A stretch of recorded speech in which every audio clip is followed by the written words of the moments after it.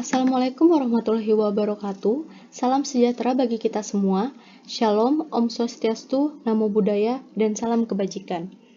Perkenalkan, saya Nikadek Aprianti Ayu Angelia, NIM 18400-552, kelas B, Fakultas Hukum UKI 2018, akan mempresentasikan mengenai jawaban UAS, metode penelitian dan penulisan hukum.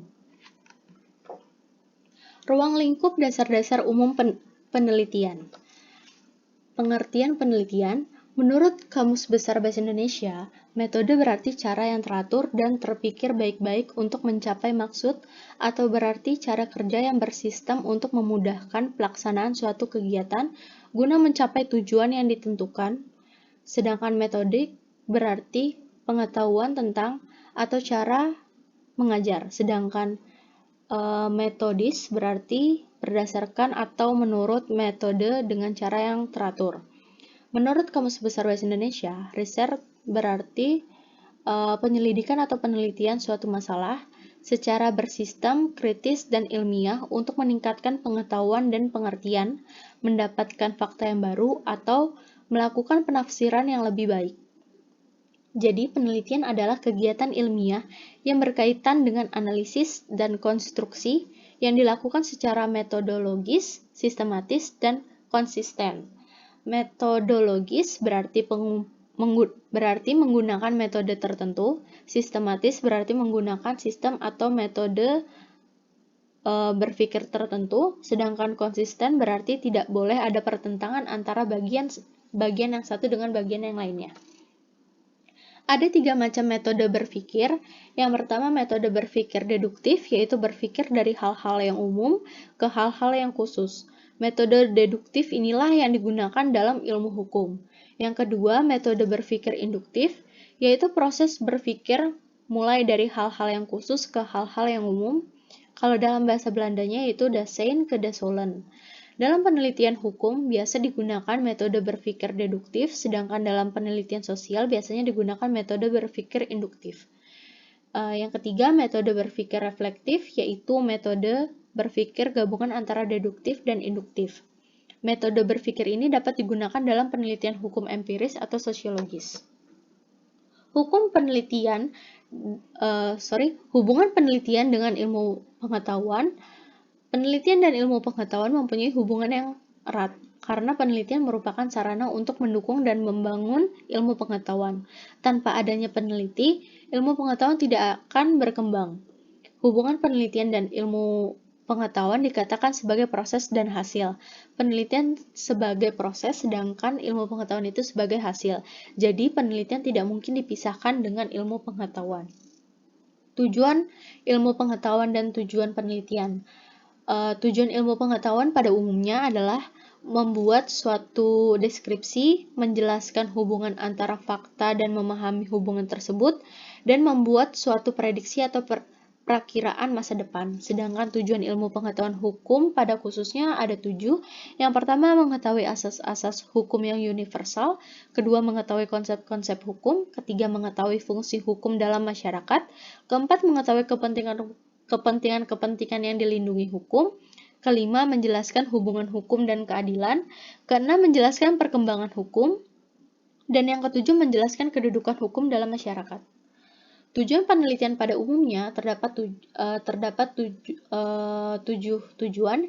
Yang pertama, mengungkapkan kebenaran secara ilmiah atau menggunakan metode-metode ilmiah. Yang kedua, memperoleh pengetahuan tentang suatu gejala sehingga dapat merumuskan masalah.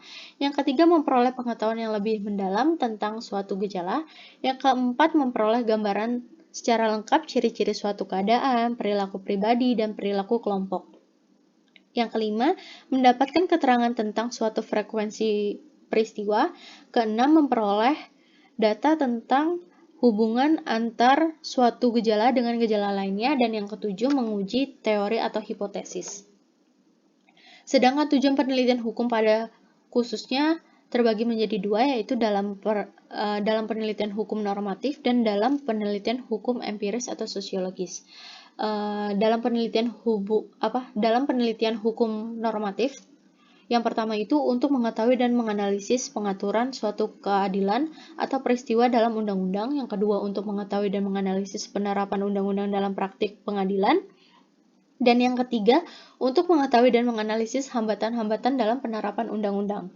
Sedangkan dalam penelitian hukum empiris atau sosiologis, yang pertama untuk mengetahui dan menganalisis efektivitas undang-undang, yang kedua untuk mengetahui dan menganalisis pendapat masyarakat tentang hukum, ketiga untuk mengetahui dan menganalisis berlakunya hukum adat di suatu wilayah, dan yang keempat untuk mengetahui dan menganalisis tingkat kesadaran hukum masyarakat. Hubungan penelitian dengan Tridharma perguruan tinggi. Seperti diketahui bahwa perguruan tinggi mempunyai 3 fungsi yang biasa disebut Tridharma perguruan tinggi, yaitu yang pertama melaksanakan pendidikan dan pengajaran, yang kedua melaksanakan penelitian, yang ketiga melaksanakan pengabdian pada masyarakat. Dengan demikian, penelitian merupakan pelaksanaan dari suatu dharma perguruan tinggi, yaitu pada poin kedua.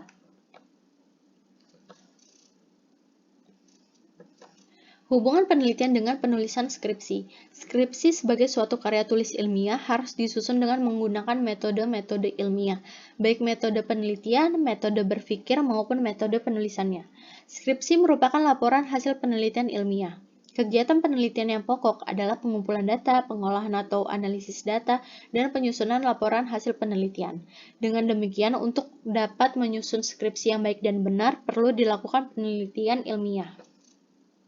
Jenis data dalam penelitian ilmiah. Data dalam bahasa Latin, yaitu datum, berarti fakta, bukti, bahan-bahan keterangan.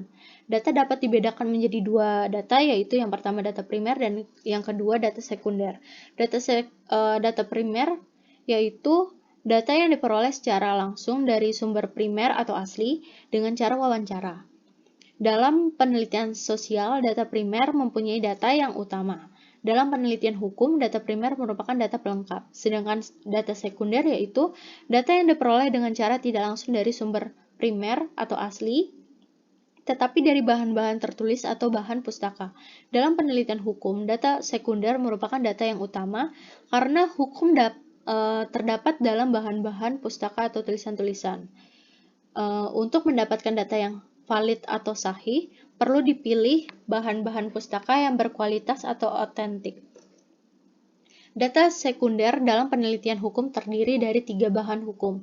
Yang pertama, bahan hukum primer, yaitu bahan hukum yang mempunyai kekuatan mengikat meliputi Undang-Undang Dasar 1945, Undang-Undang, Peraturan Pemerintah Pengganti Undang-Undang, Peraturan Pemerintah, Keputusan Presiden, Peraturan Pelaksanaan lainnya, surat-surat perjanjian, akte notaris, instrumen internasional yang telah diratifikasi, putusan pengadilan, dan peraturan daerah.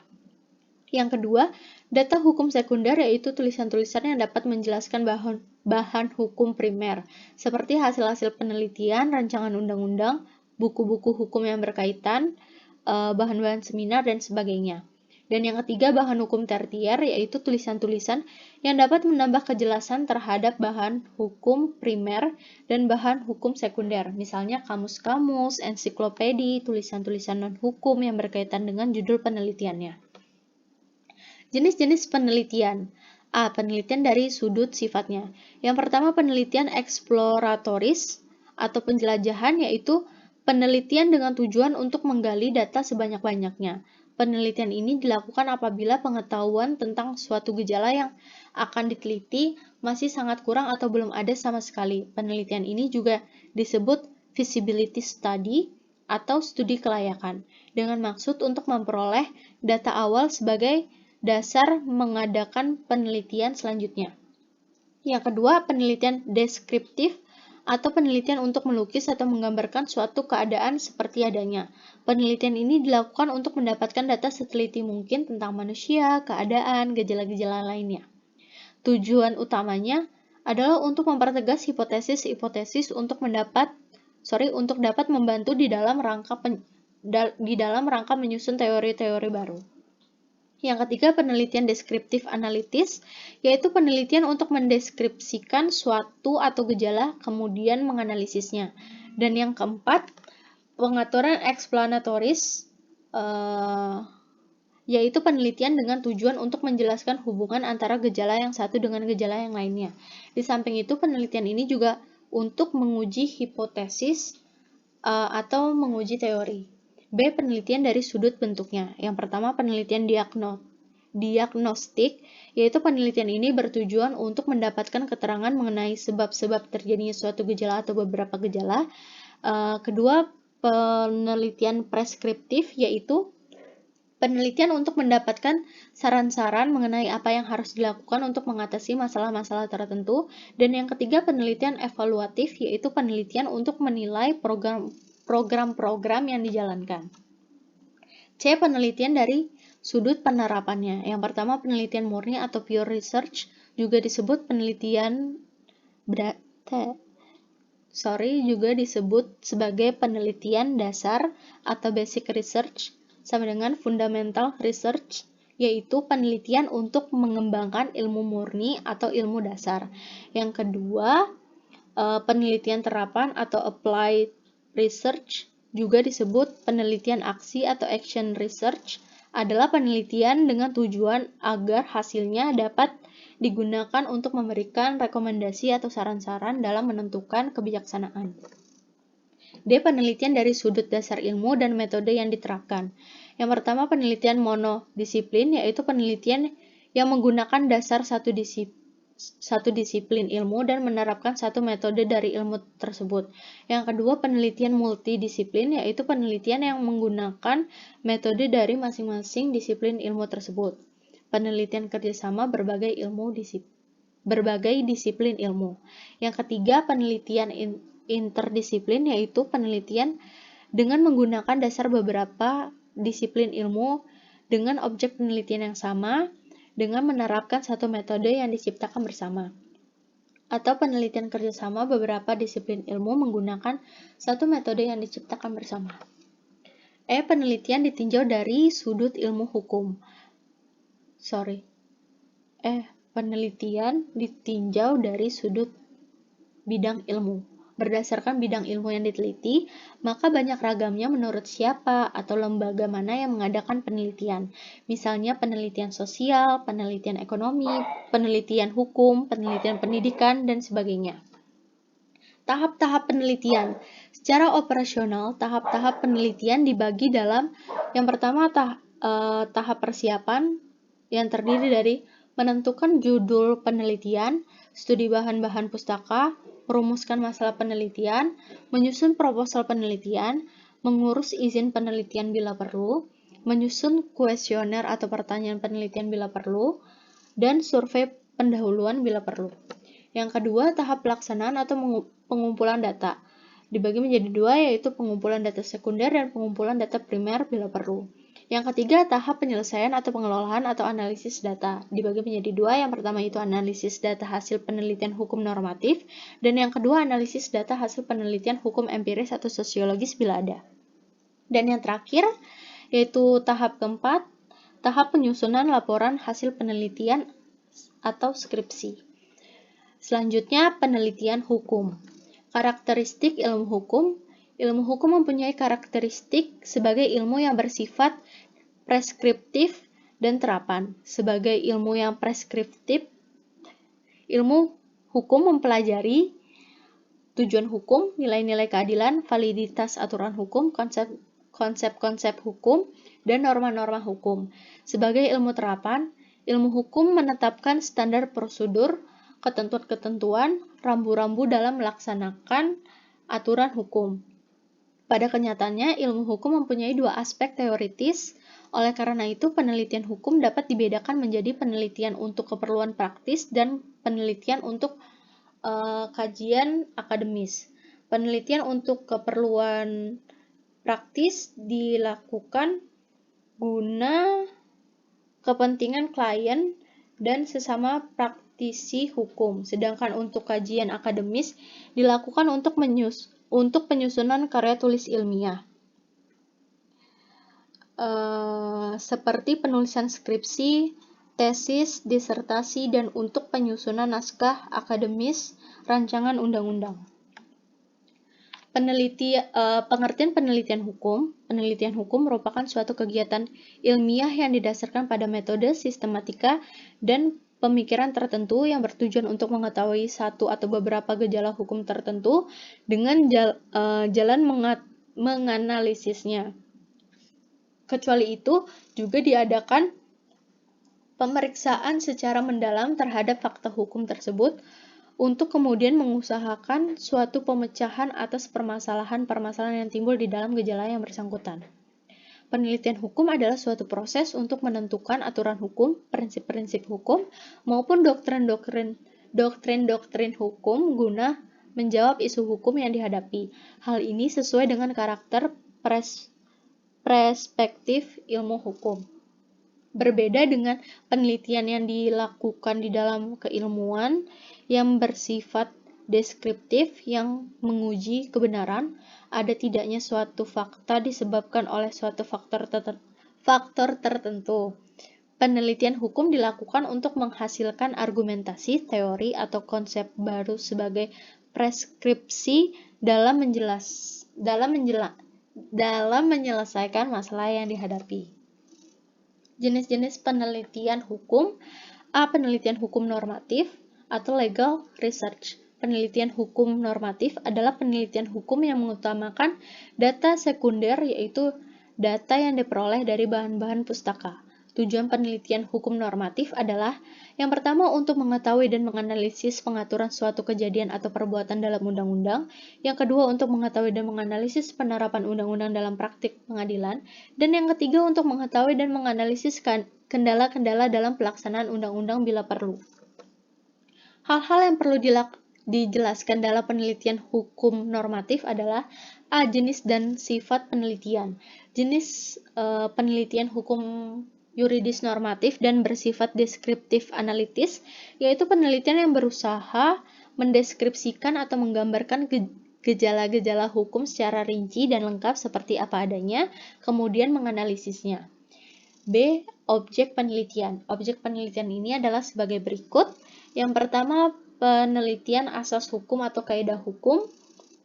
Dalam penelitian hukum normatif, penelitian terdapat asas hukum dilakukan terhadap kaidah-kaidah hukum yang merupakan patokan berperilaku atau bersikap tindak. Penelitian ini bertujuan untuk mengetahui asas-asas atau kaidah-kaidah hukum yang terdapat dalam teori maupun dalam undang-undang. Seperti diketahui bahwa setiap bidang hukum memiliki asas-asas tertentu. Misalnya, di dalam bidang hukum pidana dikenal adanya asas legalitas, dan di dalam bidang hukum tata negara ada asas pemisahan dan perimbangan kekuasaan, dan lain-lain. 2. Penelitian sejarah hukum. Penelitian ini bertujuan untuk mengetahui hukum yang pernah berlaku dan hukum yang sedang berlaku di Indonesia, dan untuk mengetahui sejarah terbentuknya undang-undang. Yang ketiga, penelitian perbandingan hukum. Penelitian ini bertujuan untuk mengetahui persamaan dan perbedaan antara hukum nasional dan hukum asing atau hukum internasional. Penelitian ini bermanfaat untuk memberikan masukan dalam pembaruan hukum nasional. Di samping itu, penelitian ini juga bermanfaat untuk lebih memahami hukum yang diperbandingkan. Yang keempat, penelitian taraf sinkronisasi undang-undang secara vertikal dan horizontal.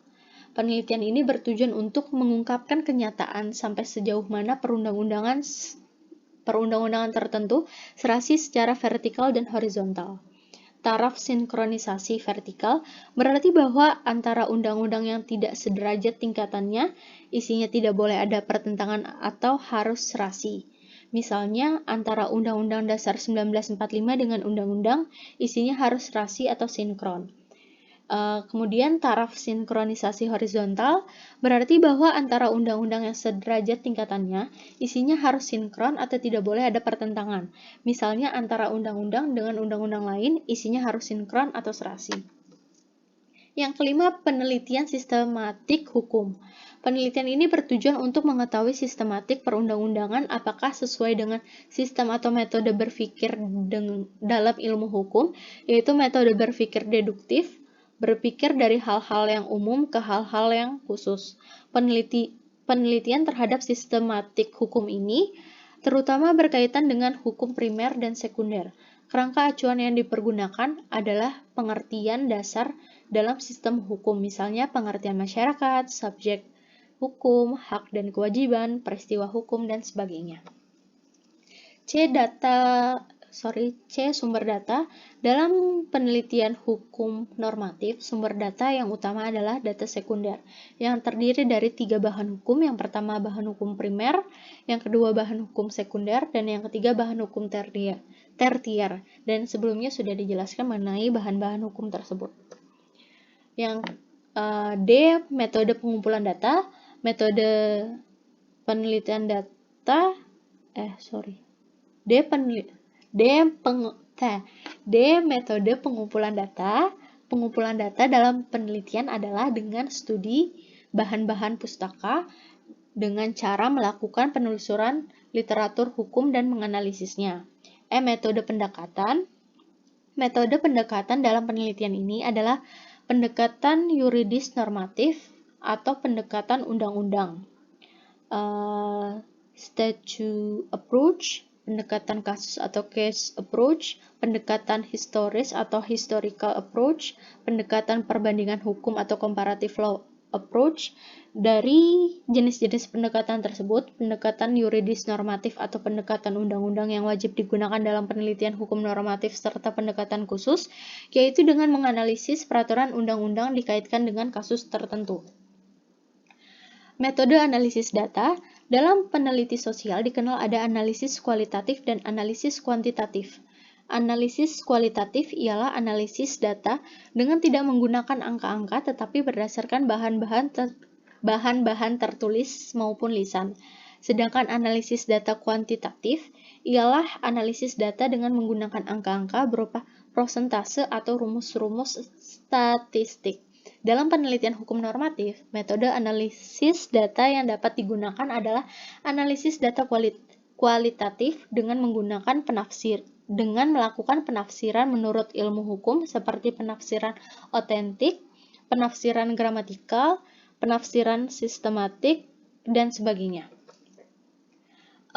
Yang kedua itu ada jenis penelitian hukum empiris atau sosiologis atau socio-legal research. Penelitian ini bertujuan untuk mengetahui dan menganalisis pendapat masyarakat tentang hukum atau undang-undang, untuk mengetahui dan menganalisis efektivitas undang-undang, untuk mengetahui dan menganalisis berlaku hukum adat di suatu wilayah, dan untuk mengetahui dan menganalisis tingkat kesadaran hukum masyarakat. Dalam penelitian hukum empiris atau sosiologis ini digunakan metode penelitian atau penelitian survei. Dalam penelitian sosial dikenal istilah populasi dan sampel. Populasi adalah jumlah keseluruhan dari unit analisis yang ciri-cirinya akan diduga.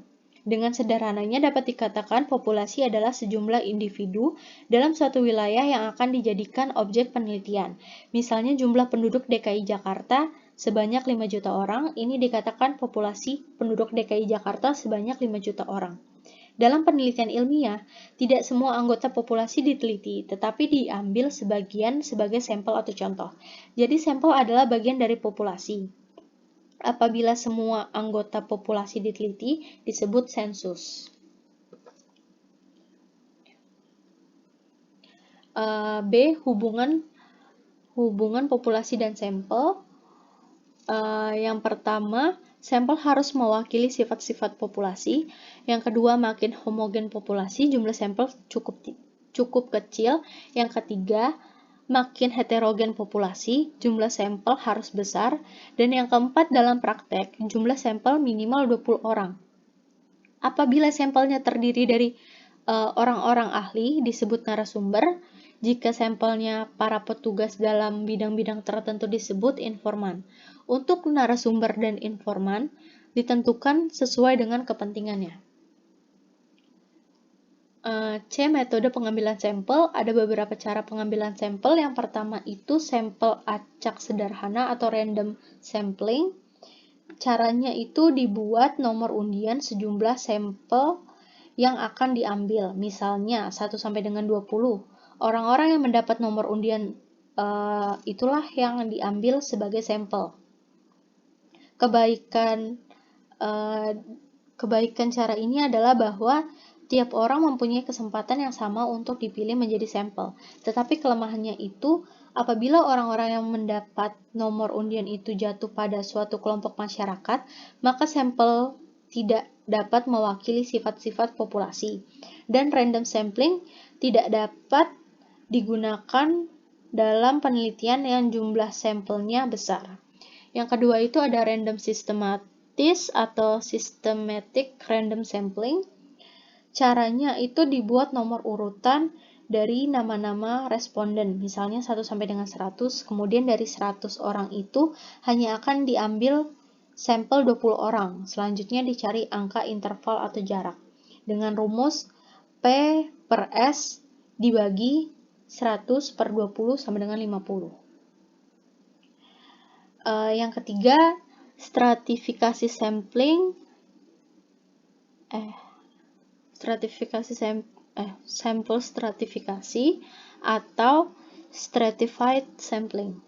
Dalam hal populasi tidak homogen atau heterogen, maka populasi yang bersangkutan harus bagi-bagi dalam lapisan-lapisan atau strata yang seragam, dan dari setiap lapisan dapat diambil sampel secara acak.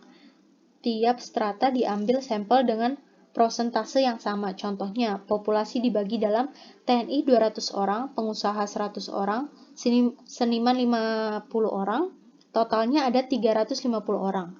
Dari jumlah populasi itu akan diambil 10%.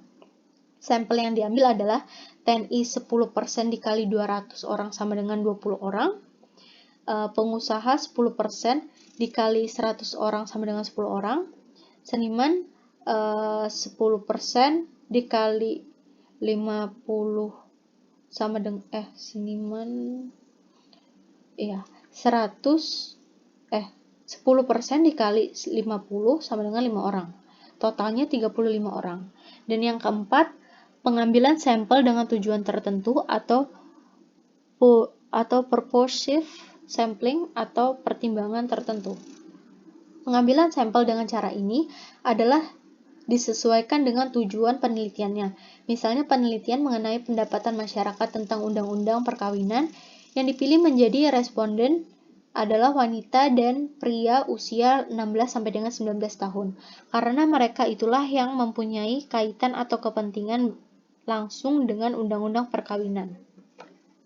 D. Pembuatan daftar pertanyaan atau kuesioner penelitian. Sebelum dilakukan wawancara, terlebih dahulu harus dibuat daftar pertanyaan atau kuesioner sebagai alat bantu wawancara. Yang pertama itu isi kuesioner menggunakan bahasa yang dimengerti responden, tidak menanyakan hal-hal yang bersifat rahasia pribadi. Yang ketiga, tidak bersifat pertanyaan ujian. Yang keempat, pertanyaan harus jelas dan khusus. Hindari pertanyaan yang mempunyai lebih dari satu pengertian, dan hindari pertanyaan yang mengandung sugesti. Yang kedua, tata urusan kuesioner. Yang pertama itu pertanyaan yang mudah dijawab. Yang kedua, pertanyaan yang agak sulit dijawab. Dan yang ketiga, pertanyaan yang sulit dijawab. Yang ketiga itu bentuk pertanyaan. Bentuk pertanyaan itu ada 3. Yang pertama itu pertanyaan terbuka, yaitu pertanyaan yang memberi kebebasan responden untuk menjawabnya. Contohnya, bagaimana pendapat Anda tentang syarat-syarat perkawinan menurut Undang-Undang Nomor 1 Tahun 1974.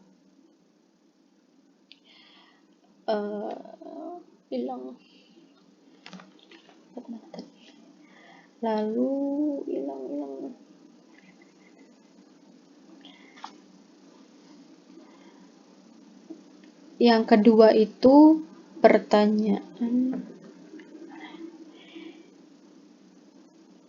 Yang kedua, pertanyaan tertutup, yaitu pertanyaan yang jawabannya sudah disediakan. Responden tinggal memilih satu jawaban yang sesuai dengan pendapatnya. Contohnya, bagaimana pendapat Anda tentang syarat perkawinan menurut Undang-Undang Nomor 1 Tahun 1974? 74 jawabannya yang pertama bisa setuju, yang kedua tidak setuju, yang ketiga ragu-ragu. Sedangkan yang ketiga itu pertanyaan gabungan antara pertanyaan terbuka dan pertanyaan tertutup.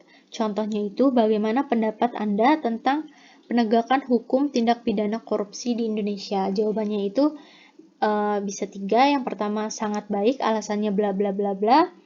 Yang kedua tidak baik, alasannya bla bla bla bla. Dan yang ketiga tidak ada pendapat. B. Penggunaan kuesioner itu ada 4. Yang pertama, kuesioner digunakan untuk wawancara tatap muka langsung dengan responden. Yang kedua, kuesioner diisi sendiri oleh responden yang dikumpulkan dalam satu ruangan.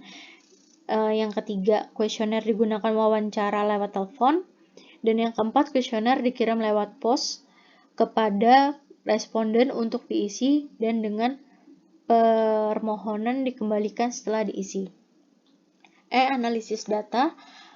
Metode analisis data dalam penelitian hukum empiris sosiologis adalah dengan menggunakan metode analisis kualitatif dan kuantitatif. Analisis kualitatif dengan penafsiran-penafsiran menurut ilmu hukum, sedangkan analisis kuantitatif dengan menggunakan angka, dengan prosentase atau dengan rumus statistik.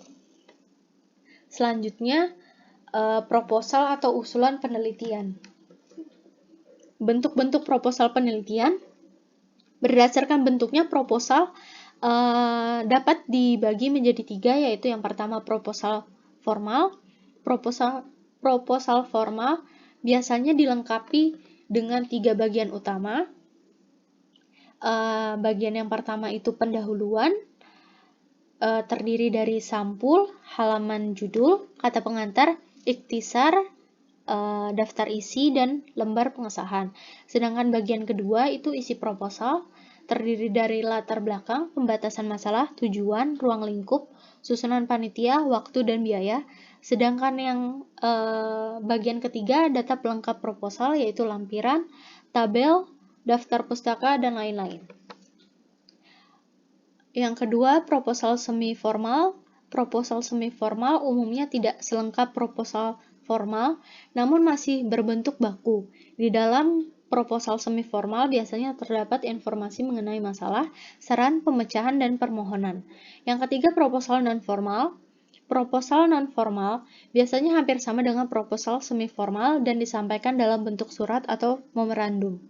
Di dalam proposal non-formal juga terdapat beberapa hal seperti masalah, saran, pemecahan, dan permohonan. Isi proposal penelitian. Yang pertama itu ada judul penelitian. Dalam menentukan dan merumuskan judul penelitian skripsi di bidang hukum perlu diperhatikan hal-hal berikut, yaitu harus memiliki masalah hukum yang aktual, judul dirumuskan dalam bentuk kalimat berita, judul menggambarkan ada hubungan antara Dasolen dan Dasein. Selanjutnya judul harus operasional atau datanya dapat dicari atau ditemukan di lapangan, dan yang terakhir judul harus fokus atau mengenai satu masalah. Yang kedua, latar belakang masalah. Dalam bagian ini diuraikan hal-hal atau keadaan yang mendorong peneliti memilih judul tersebut. Dari uraian tersebut, nampak demikian pentingnya masalah tersebut diteliti. Uraian dalam latar belakang masalah ini harus berkaitan dengan judul. Bahan-bahan untuk menyusun latar belakang masalah ini dapat diambil dari buku-buku teori hukum, majalah, surat kabar, internet, jurnal hukum, undang-undang, dan contoh-contoh kasus. Yang ketiga, rumusan masalah. Hal-hal yang perlu diperhatikan dalam rumusan masalah adalah yang pertama dirumuskan dalam kalimat tanya, yang kedua rumusan masalah harus berkaitan dengan latar belakang masalah, yang ketiga isi pertanyaan berkaitan dengan undang-undang dan pelaksanaannya, keempat pertanyaan harus fokus atau hanya berisi satu masalah, dan yang kelima jumlah pertanyaan minimal 2 pertanyaan. Yang keempat, tujuan dan kegunaan penelitian. Tujuan penelitian. Hal-hal yang perlu diperhatikan dalam merumuskan tujuan penelitian adalah yang pertama dirumuskan dalam kalimat berita, dan yang kedua isinya harus sesuai dengan rumusan masalah. Artinya bila rumusan masalah ada 2, tujuannya juga harus ada 2. Kegunaan penelitian. Dalam bagian ini dijelaskan kegunaan penelitian yang dilakukan baik secara teoritis maupun secara praktis. Kelima, kerangka konseptual. Dalam bagian ini dijelaskan konsep-konsep pengertian istilah yang berkaitan dengan penelitian atau memuat definisi operasional. Bahannya diambil dari undang-undang, pendapat para ahli, atau kamus atau ensiklopedi. Yang keenam, metode penelitian. Dalam bagian ini dijelaskan metode penelitian yang digunakan meliputi jenis dan sifat penelitian, objek penelitian, sumber data, metode pendekatan, metode pengumpulan data, dan metode analisis data. Yang ketujuh, rancangan skripsi. Dalam bagian ini diuraikan isi rancangan skripsi yang akan ditulis mulai dari bab 1 sampai dengan bab terakhir. Dan yang terakhir, yaitu ke-8, ada daftar pustaka. Bagian ini mempunyai daftar bahan-bahan pustaka sementara yang digunakan sebagai acuan penyusunan proposal penelitian minimal 20 bahan pustaka.